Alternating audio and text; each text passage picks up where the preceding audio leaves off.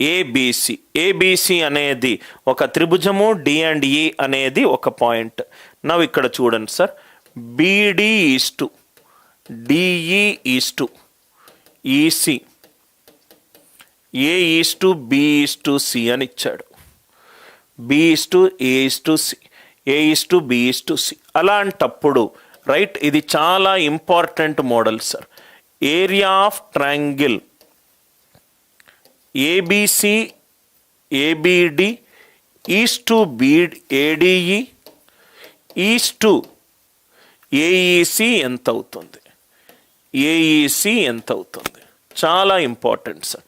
BD is to DE is to EC, A is to B is to C. ఇదేమో A, ఇదేమో B, ఇదేమో C. దీని వైశాల్యము is to దీని వైశాల్యము is to దీని వైశాల్యము ఎంత అని కనుక్కోమన్నాడు. ఒక సింగిల్ స్టెప్లో మనకు ఆన్సర్ వస్తుంది, అది మనకు అర్థమవుతాయి. ఏ నుంచి ఒక లంబకోణ రేఖ గీయండి, ఇది ఎఫ్. ఏ నుంచి ఒక లంబకోణ రేఖ గీయండి, ఏ నుంచి ఒక లంబకోణ రేఖ గీయండి. ఇదేమో ఏ, ఇదేమో బి, ఇదేమో సి. చాలా జాగ్రత్తగా వినండి సార్ ఇక్కడ. So area of triangle ABD half into base ఏమో ఏ. ఏబిడి త్రిభుజానికి ఇది ఎత్తే కదా సార్, ఎస్ఆర్ నో. నేను ఇలా త్రిభుజం ఉందనుకోండి, రైట్, ఇలా ఇప్పుడు రైట్, ఇలా త్రిభుజం ఉందనుకోండి, ఇలా సపోజ్గా మీకు ఇదే ఫిగర్ ఇస్తాను, ఇట్లా ఉందనుకోండి. ఇది ఏబిసి. దీని యొక్క ఎత్తు ఎంత అవుతుంది సార్? ఏ నుంచి ఒక పర్పెండిక్యులర్ గీసామనుకోండి, half into base into height, అంతే కదా సార్. దీని యొక్క హైట్ ఏ నుంచి డి వరకే కదా. నవ్వు ఇక్కడ చూస్తే area of triangle ABD half into base into height, half into A into height ఎంత? ఏఎఫ్. చాలా ఇంపార్టెంట్ పాయింట్ సార్. అదే ఏడిసి, ఏడిసి త్రిభుజములో ఏరియా ఎంత sir? Half into base into height, half into B into మళ్ళీ ఎంత sir? AF. మళ్ళీ half into right base ఎంత? C into AF. Half half cancel అయింది, హాఫ్ హాఫ్ హాఫ్ క్యాన్సల్ అయింది, AF AF cancel అయింది.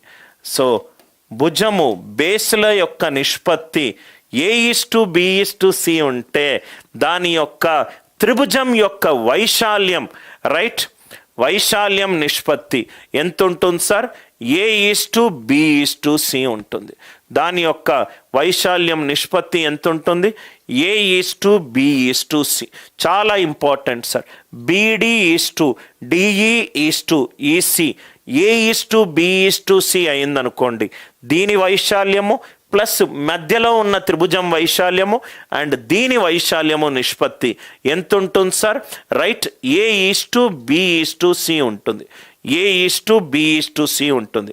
ఇది ఒకసారి మనకు ఎగ్జామ్లో అడిగిన సిమిలర్ మోడల్. ఇది ఏ, ఇది బి, ఇది సి, ఇది సి, ఇదేమో డి, ఇదేమో ఈ. ఇంపార్టెంట్గా చూడండి sir, triangle ADE, triangle ADE వైశాల్యమేమో 30 యూనిట్ స్క్వేర్ ఇచ్చాడు. ట్రయాంగిల్ ఏడిఈ ఏరియా ఎంత ఇచ్చాడు? 30 యూనిట్ స్క్వేర్ ఇచ్చాడు.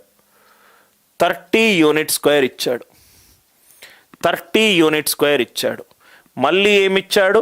BD is to DE is to EC ఎంత ఇచ్చాడు సార్? 4:5:6 ఇచ్చాడు. 4:5:6. మధ్య త్రిభుజం యొక్క వైశాల్యము 30 యూనిట్లు ఇచ్చాడు. BD is to DE is to EC ఏ నిష్పత్తి ఇచ్చాడు? 4:5:6 ఇచ్చాడు. మనం ఏం కనుక్కోవాలి? ట్రయాంగిల్ ఏబిసి యొక్క ఏరియా కనుక్కోవాలి. ట్రయాంగిల్ ఏబిసి యొక్క ఏరియా కనుక్కోవాలి.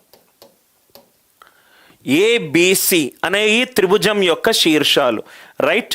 ఏ నుంచి ఒక పాయింట్ గీశాను డి, ఏ నుంచి ఒక పాయింట్ గీశాను ఈ. BD is to DE is to EC ఏ రేషియోలో ఉంటుంది?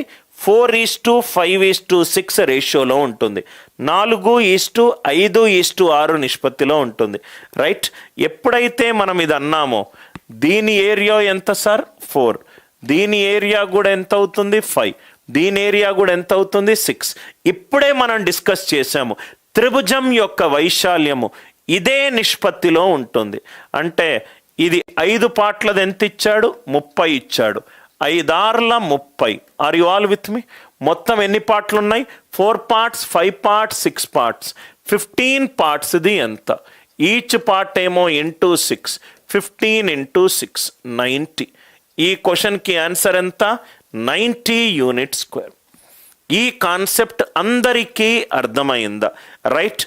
Beedi is to DE is to EC, beedi is to DE is to EC ఈ నిష్పత్తి 4:5:6 ఉంటే దాని యొక్క త్రిభుజాల యొక్క వైశాల్యం నిష్పత్తి కూడా 4:5:6 ఉంటుంది.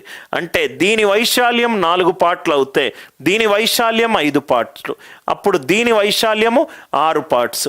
అంటే 5 పార్ట్స్ది నాకు 30 అని ఇచ్చాడు. 5×6 మొత్తం ఎంత? మొత్తం ఎంత? రైట్.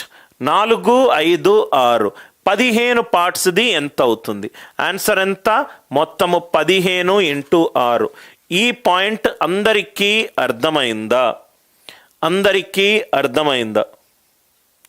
అర్థమవుతే దయచేసి రైట్ రిప్లై ఇవ్వండి సార్. దయచేసి అందరికీ ఈ కాన్సెప్ట్ క్లియర్ అయిందా?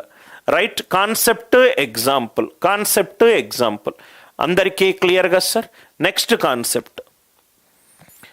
కాన్సెప్ట్ నేను ప్రాబ్లంలు చెప్పేటప్పుడు మిగతాది ఏది కూడా other than the doubt, right, మిగతాది ఏది కూడా అదర్ దాన్ ద డౌట్ నేను ఏది డిస్కస్ చేయను. మధ్యలో రేఖ గీస్తేనే వచ్చిన కంక్లూజన్ ఇది, రైట్. సో ఇది హైట్ నేను రేఖ గీస్తేనే వచ్చిన కంక్లూజన్, రైట్. త్రిభుజం యొక్క వైశాల్యం నిష్పత్తి beedi is to DE is to EC నిష్పత్తిలో ఉంటుంది. Beedi is to DE is to EC నిష్పత్తిలో ఉంటుంది.